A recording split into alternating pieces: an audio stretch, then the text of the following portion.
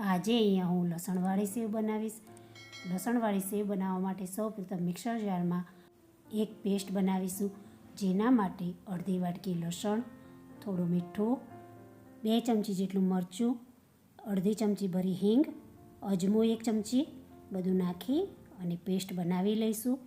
જરૂર લાગે તો 2 ચમચી પાણી ઉમેરી અને સ્મૂધ પેસ્ટ બનાવી તૈયાર કરીશું. 1 વાટકો ભરી બેસન ચાળીને લઈ લઈશું. તેમાં 3 ચમચી જેટલું તેલનું મોણ ઉમેરી લોટને બરોબર મોઈ લઈશું. લોટ મોવાઈ જાય ત્યારે તેમાં બનાવેલી લસણની પેસ્ટ ઉમેરી લઈશું અને લોટ બાંધી લઈશું. જરૂર લાગે તો થોડું પાણી ઉમેરી અને લોટ બાંધવો.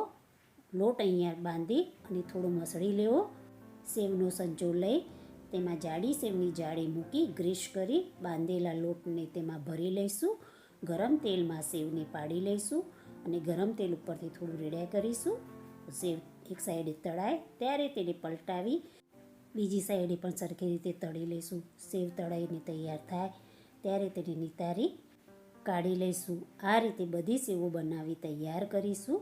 તો તૈયાર છે લસણની સેવ, જેને આપણે 15થી 20 દિવસ સુધી સ્ટોર કરી શકીએ છીએ અને તેની મજા માણી શકીએ છીએ. મારો વિડીયો પસંદ આવતો હોય તો મારા વિડીયોને લાઈક કરશો.